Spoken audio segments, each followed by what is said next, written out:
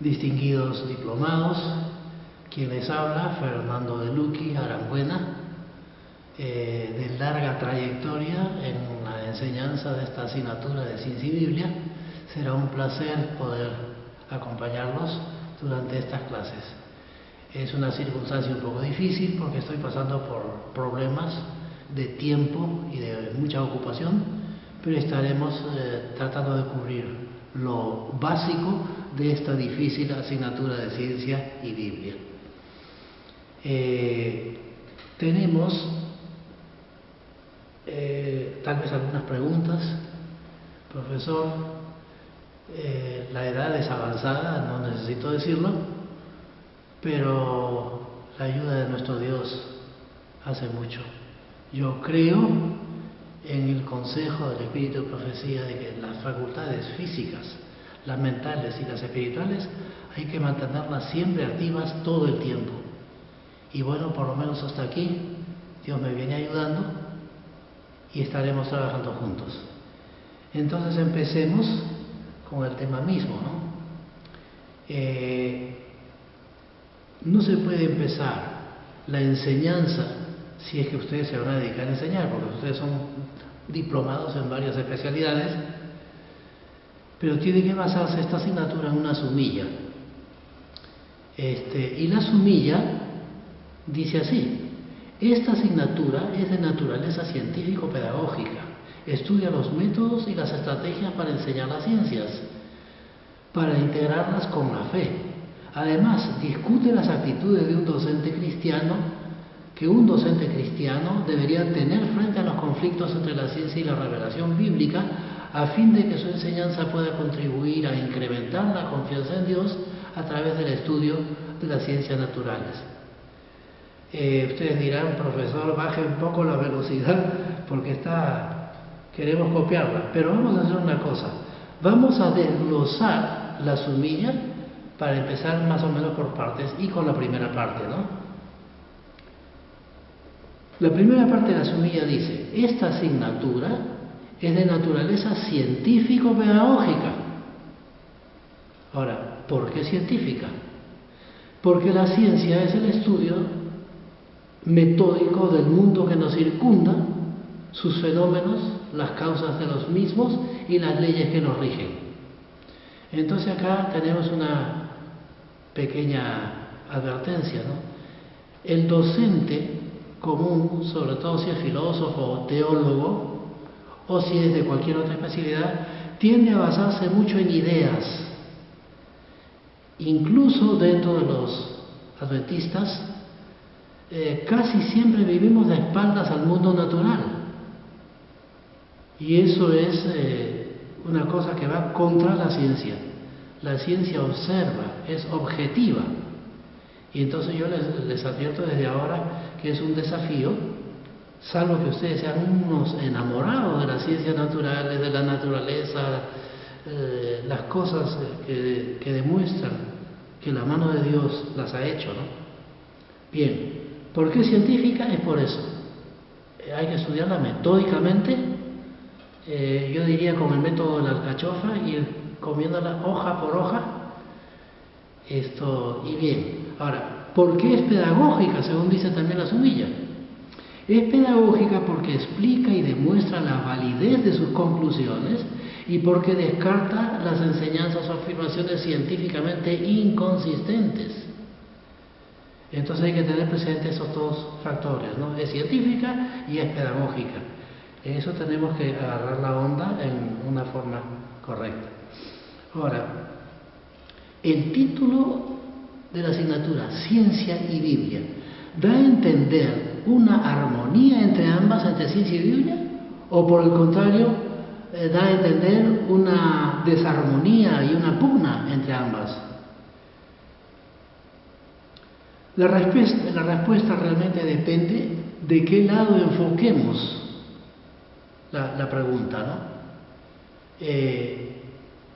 Para el docente cristiano, solo existe perfecta armonía y mutua correspondencia entre la ciencia verdadera y la Biblia. Ahora, el lado contrario, Para la inmensa mayoría de científicos materialistas, la Biblia no tiene cabida en el ámbito científico por carecer, según ellos, de evidencias científicamente demostrables.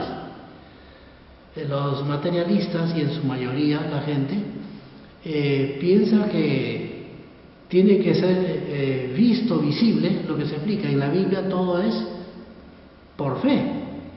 Y ellos dicen, se jactan de dominar completamente las ciencias naturales.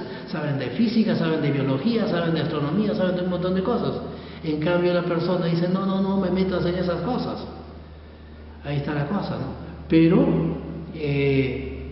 tenemos que enfocar ambas posiciones.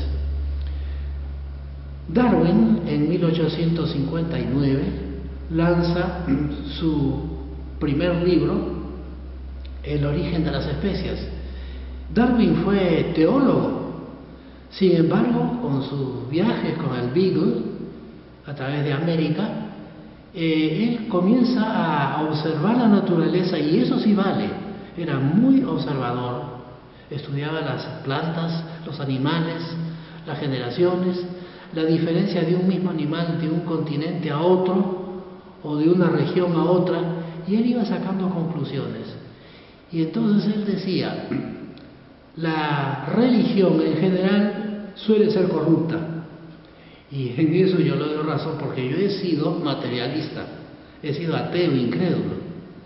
Y del materialismo me ha quedado un poco que es saludable y que coadyuva mucho para la enseñanza justamente de estas disciplinas. Entonces, Darwin lanza esta idea en esa fecha que hemos dicho, y a partir de lo siguiente, ¿no? Esta diferencia de opiniones, ¿no? Cuando Darwin lanza en 1859 su teoría de la evolución de las especies, origen de las especies, él realmente escandalizó al mundo, el mundo europeo, que muchos tenían el ateísmo ya de la Revolución Francesa, pero otros seguían siendo religiosos. Eran muchos docentes universitarios, eran gente muy instruida, catedráticos e incrédulos, ¿no? Ahora, ¿qué ha pasado desde el lanzamiento del origen de las especies hasta el siglo pasado, el siglo XX, reciente? La evolución se popularizó y reinó como exclusiva en casi todas las ramas del conocimiento humano. Ciencias, artes, letras, todo estaba saturado de evolución, y mayormente en el campo educativo en todos sus niveles, primario, secundario, superior, etcétera. Todo estaba saturado de la idea evolución, pero presentada como la única opción exclusiva posible para creer. Por lo tanto, la Biblia y la religión salen completamente del ámbito de las ciencias, según ellos, ¿no? Ahora, a partir de 1890, del siglo recientemente terminado, surgieron reclamos. Por ejemplo, los padres de familia comenzaron a observar la cosecha resultante de más de un siglo de enseñanza exclusiva de la evolución. Ahora, ¿cuál fue la cosecha? Ellos observaban que antes de la evolución la gente tenía cierta conciencia moral, ciertas cosas, pero ¿cuál fue la cosecha después de 100 años? Incredulidad, desprecio a toda idea religiosa, caída de la moral, especialmente en la juventud, crecimiento de la violencia y el crimen, etc. Entonces comenzaron los reclamos. Protestas en Estados Unidos, como ustedes van a ver acá en el mapa de Estados Unidos. De los 48 estados que posee esta poderosa nación, 30% de su población, en el mapa ven ustedes todos los estados que están en color amarillo, estaban reclamando que por qué se enseña sola y exclusivamente la evolución. Ellos dijeron, ¿por qué no se, fíjense ustedes los resultados, señalaban esto, y decían, ¿por qué no se enseña también simultáneamente, por lo menos, el creacionismo? como una segunda opción, para que el alumno pueda escoger si se queda con la idea de la evolución, si la conserva, o si prefiere conservar la idea original del creacionismo, y la Biblia y la religión, y que el alumno tenga derecho a escoger. Entonces, pues, surgieron, especialmente en la ciudad, en Dallas, se hizo reuniones de discusión acerca de esto, se debatió mucho, intervino el Congreso Nacional, el Ministerio de Educación, y en otros países de Europa también se estaban haciendo eco de estas discusiones. En esta vista ustedes ven acá, el que está de pie hablando es el doctor Lawrence Krauss. Él es un acérrimo enemigo de la religión, y especialmente si se le incluye en el campo educativo. Entonces él discutía mucho acerca de esto. Dice que la religión es una cosa que se acepta por fe y no tiene nada que ver con la ciencia, como hemos dicho anteriormente. Y él ha escrito artículos, ¿no?, en contra del creacionismo. Él es un acérrimo en ese sentido, enemigo. Dice, ¿por qué quieren incluir el creacionismo como parte de la ciencia en la enseñanza? Dice, religión es religión, el creacionismo es religión, no es ciencia.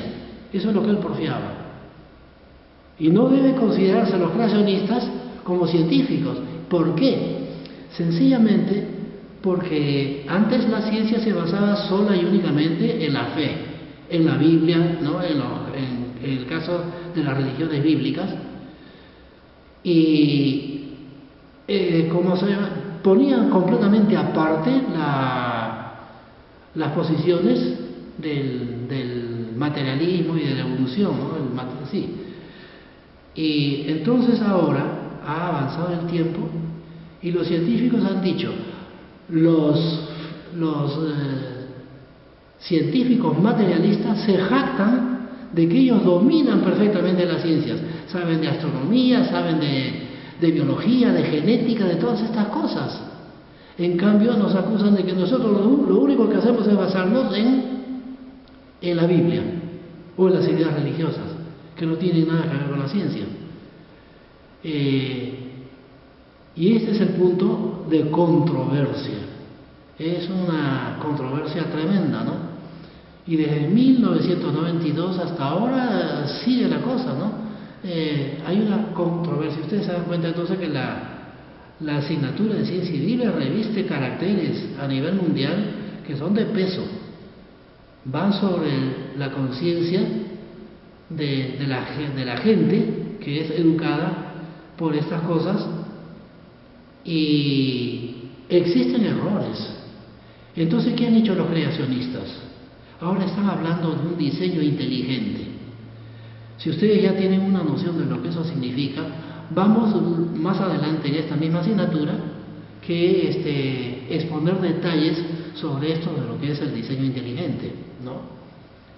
O sea que los creacionistas se han puesto el guardapolvo de científicos, están presentando el creacionismo a la luz y estructura del método de las ciencias, y eso ha llenado de rabia a los materialistas.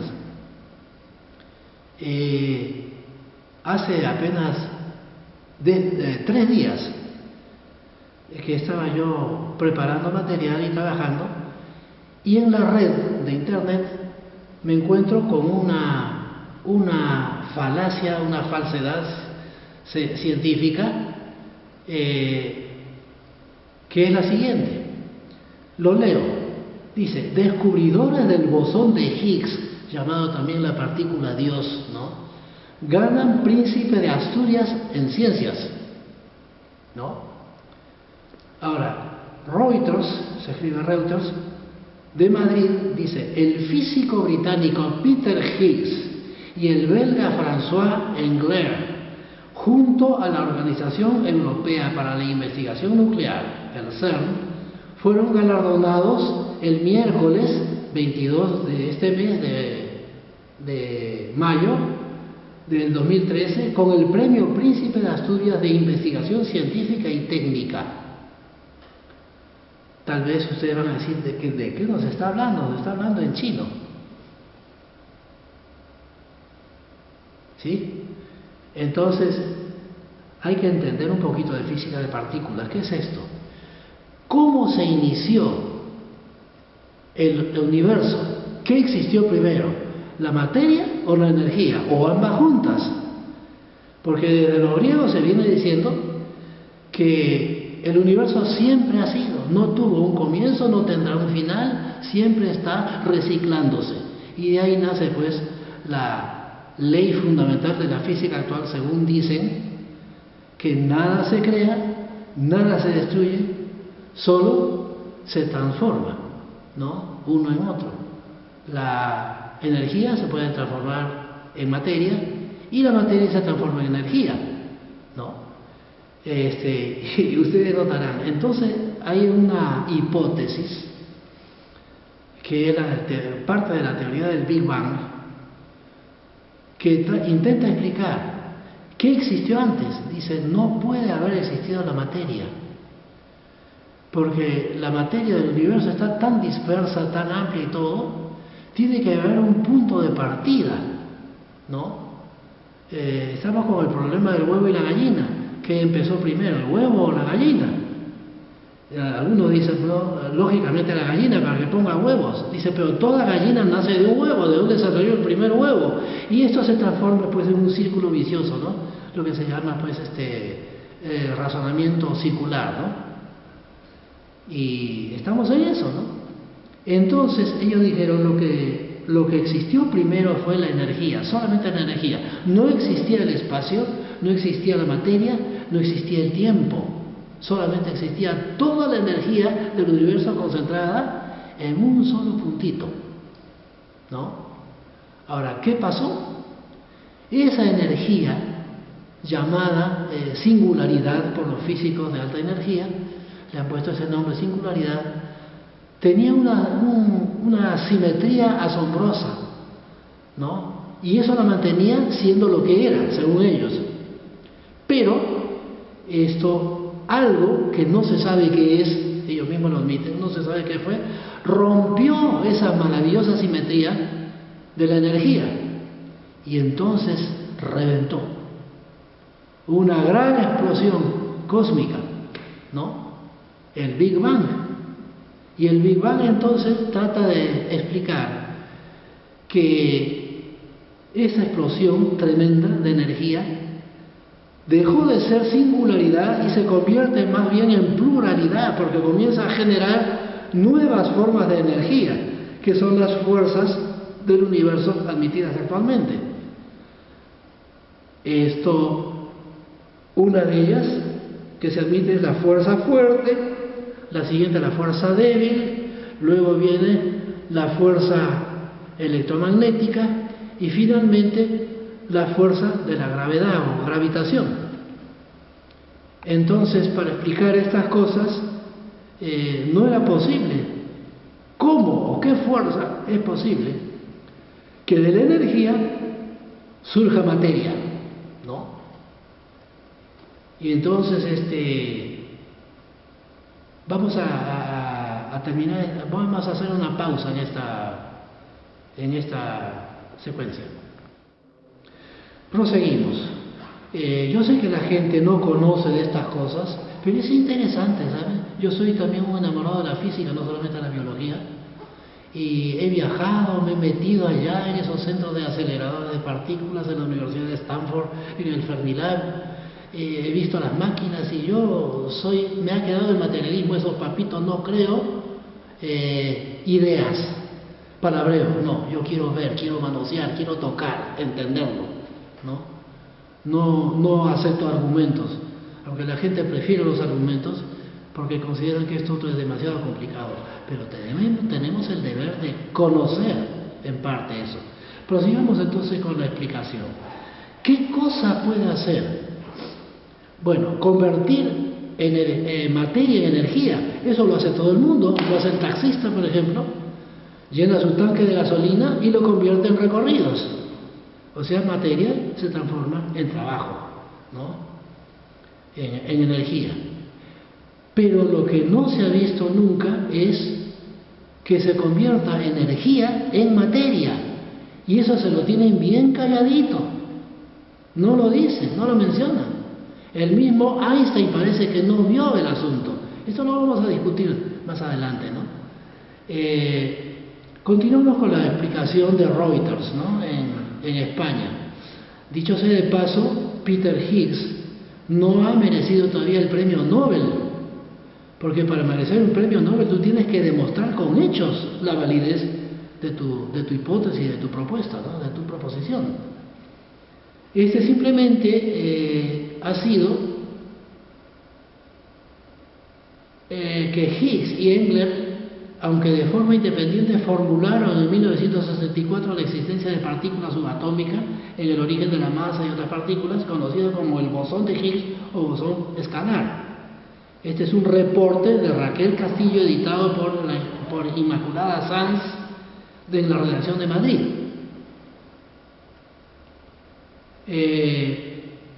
Ese reporte de Raquel Castillo se ha basado en el informe editado por Inmaculada Sanz de la redacción de Reuters de Madrid, que esta gente no conoce de física de partículas, son simplemente periodistas.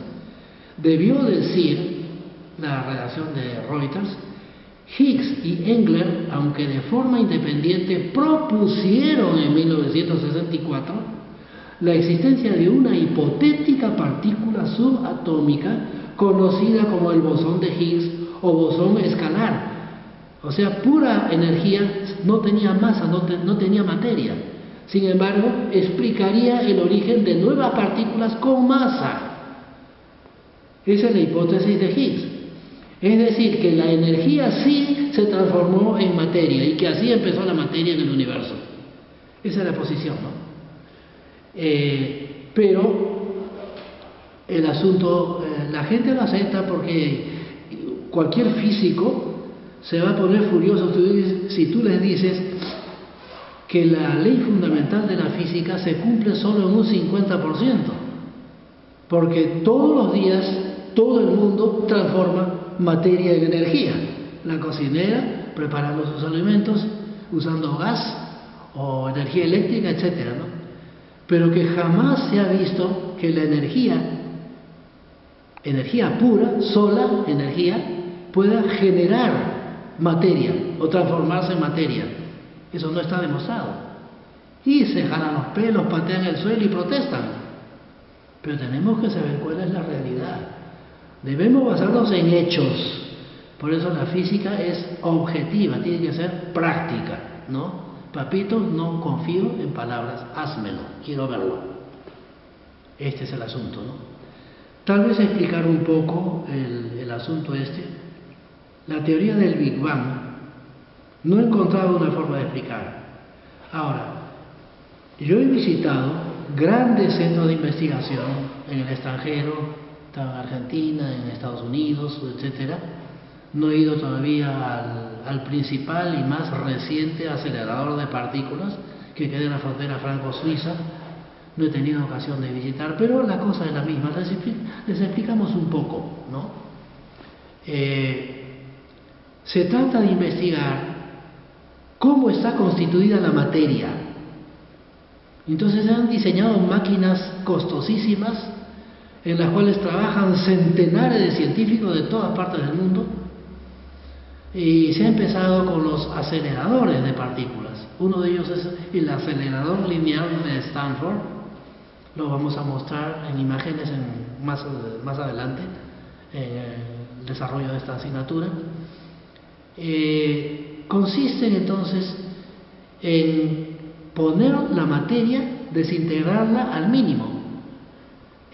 Demócrito había dicho que la partícula mínima de materia que es posible existir es el átomo, pero que el átomo ya no se puede partir porque es, como su nombre lo dice, átomé, o sea, sin corte, sin división.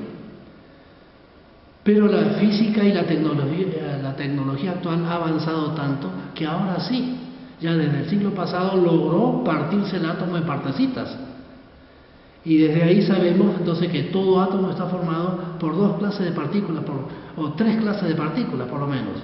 Los protones, que están en el núcleo del átomo, y los neutrones, que son su compañero.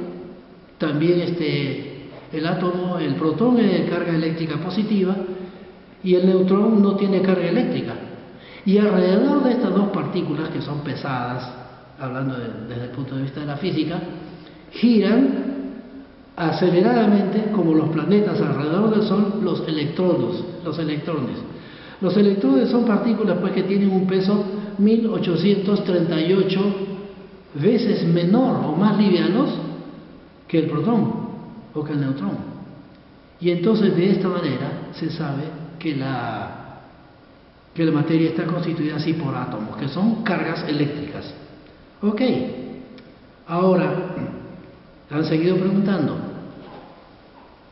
¿y el protón y el neutrón, que son las partículas grandes, pesadas, estarán a su vez formadas por otras subpartículas? Contradiciendo nuevamente a Demócrito. Esta es la cosa. La física actual dice que sí, que un protón, por ejemplo, y un neutrón están formados por partículas, por tres partículas o subpartículas, ¿no?, llamadas quarks, ¿no? La palabra quark ha salido sacada de una novela estrambótica. Eso lo vamos a explicar si queda tiempo, porque Richard Feynman, uno de los fundadores de la física de alta energía, él ha sido muy promotor de estas cosas. Y entonces él dice que es posible que el quark, los tres quarks que integran un protón o los tres quarks que integran un neutrón, también son divisibles.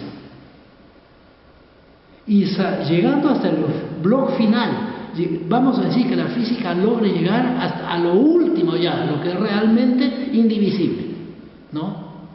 Entonces ahí, conociendo la estructura de la materia, será posible explicar su posible origen, porque el asunto acá es explicar los orígenes sin Dios.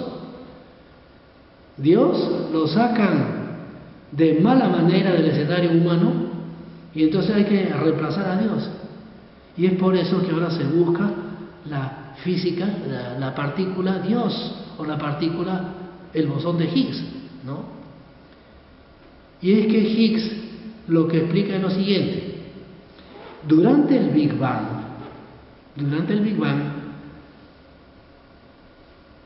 al estallar la energía, se dividió en millones o billones de partículas de energía misma, que no tenían masa, no eran materia, no eran solo energía.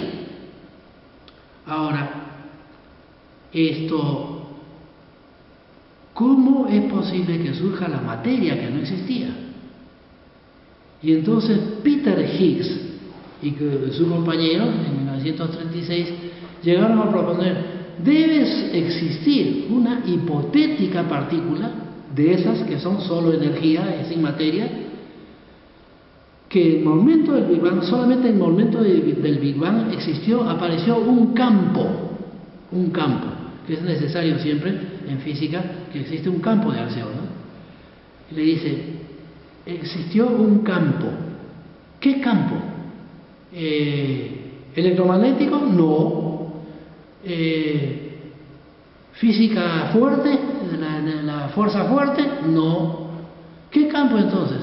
Bueno, por ahora, como es hipótesis, vamos a llamarle campo de Higgs y partícula de Higgs. Eso lo propuso sinvergüenzamente el mismo Peter Higgs, ¿no? Ustedes lo van a conocer en clase más adelante. Y entonces los físicos se enamoraron de la idea, ¿no? Puede ser, y de ahí puede también salir la explicación del origen, ¿no? Y entonces Higgs dice, ese campo de Higgs hipotético y que existió solamente en el instante del Big Bang, fue un campo que ofrecía resistencia al avance de esas partículas que se estaban disparando radialmente en todas direcciones. Y la fricción de la partícula de Higgs contra el campo de Higgs, entonces crea un equivalente de masa en física, ¿no? O sea, comienza a dar origen a la materia por esa fricción. Y entonces la partícula de Higgs es la que, siendo solamente energía, crea materia. Porque esa fricción, ese efecto, entonces confiere un equivalente de masa a las otras partículas. Y ahí nace la materia del universo. Sin Dios, según ellos. Y entonces se está gastando millones y millones en estas cosas. Está metida la India, por ejemplo. En la India hay gente, y en el Fermilab y en estos sitios que yo he visitado, hay mucha mentalidad india, ¿no? De la India. Chandrasekhar, por ejemplo, en astronomía, y muchos otros, ¿no? Creen en estas cosas y gastan tiempo en explicarlo, cómo es posible. Y ellos pretenden entonces usar estas máquinas. Estas máquinas, por ejemplo, un acelerador simple es, agarran un protón, ¿no? Y lo van a meter a altísima velocidad dentro de un tubo de latón, más o menos de unos 10 centímetros, ¿no? Que puede ser lineal si parte de un disparador y va a dar en un blanco que está en el extremo opuesto. En Stanford, por ejemplo, tiene casi 3 kilómetros. Se dispara en un punto y la partícula va a estrellarse 3 kilómetros más allá en un detector. Y entonces ahí se puede ver qué partículas o pedacitos salen de haber chocado un protón contra otro protón. Porque la cosa es, parten dos partículas, un protón y un antiprotón, en tubos distintos. Viajan juntos, se abren y luego dentro del detector chocan, se estrellan y de ahí salen las partículas. Eso. O si no, como en Stanford y en el actual LHC, o sea, LHC de la frontera franco-suiza, hay dos anillos, ¿no? Uno que hace girar casi a la velocidad de la luz protones en un sentido, y en el otro tubo serían antiprotones, que es antimateria. Eso tendríamos que explicarlo, ¿no? ¿Existe la antimateria? Ellos dicen que sí. La verdad es que la antimateria solo existe en esas máquinas y durante fracciones de segundos brevísimos. Pero que exista antimateria en el universo jamás he visto, ¿no? Entonces chocan protón contra antiprotón para ver estas cosas.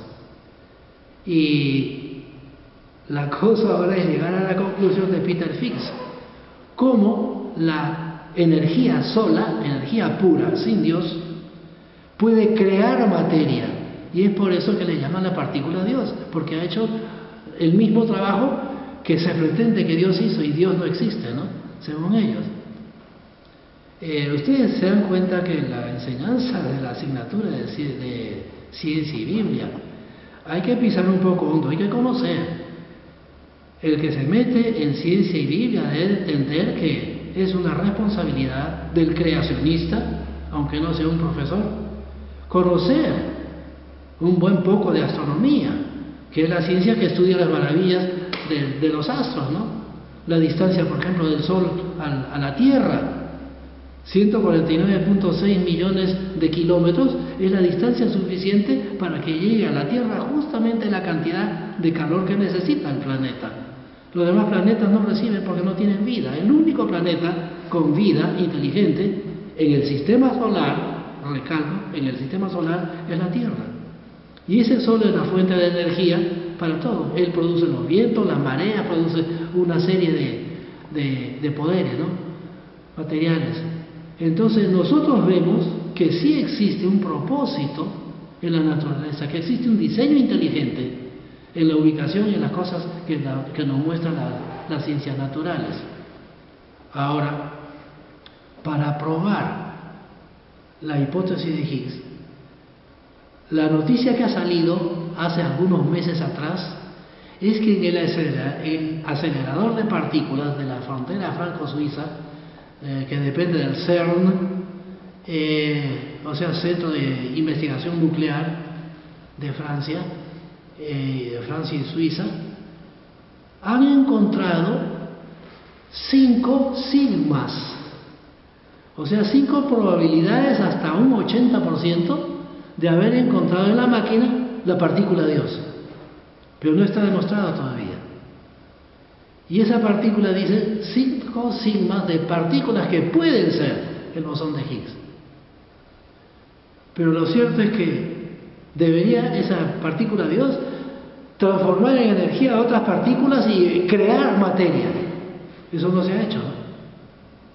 Y por el contrario, hay un principio de la física que sí es cierta, ¿no? Toda la materia tiende a desintegrarse en sus partes. No existe esa falsa hipótesis de que en la naturaleza existe una tendencia a que todo evolucione, que todo mejore, que todo vaya de lo simple armándose poquito a poco en lo más complejo y lo más perfecto. Eso es falso, es una mentira absoluta. Yo me permito decir satánica, ¿no? Cínica, descarada. Porque la entropía, uno de los principios de la termodinámica, de las leyes de la termodinámica, demuestran siempre todo lo contrario. Una proteína se desdobla en aminoácidos. Los aminoácidos se desdoblan en monómeros, los monómeros en elementos simples.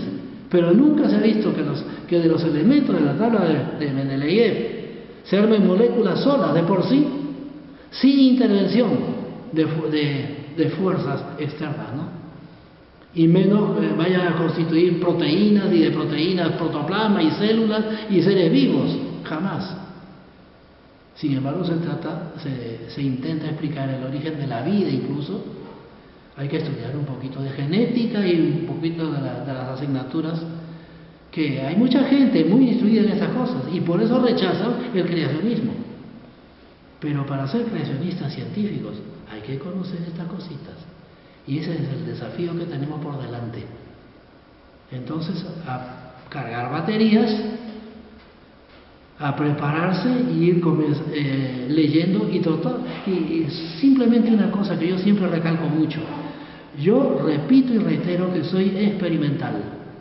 El teórico sueña con hipótesis, sueña con explicaciones que no son visibles. El filósofo, por ejemplo. No tengo nada contra los filósofos, pero se mete mucha filosofía porque explica solamente con ideas, palabras las cosas.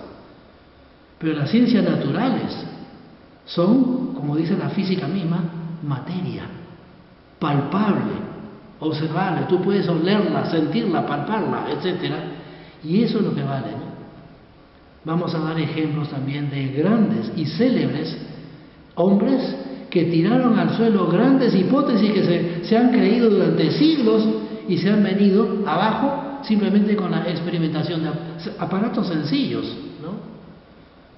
Han sido experimentos célebres cuyos resultados se mantienen hasta hoy. Nadie ha podido contradecirlos, ¿no? El origen de la vida. Es imposible que sea en una forma espontánea, etcétera, etcétera. Vayan calentando motores, queridos diplomados, para estudiar en serio y tomar en serio esta asignatura, que es muy bonita, es apasionante y sobre todo les va a dejar el alma en paz y van a poder ganar muchas almas. Dios los bendiga.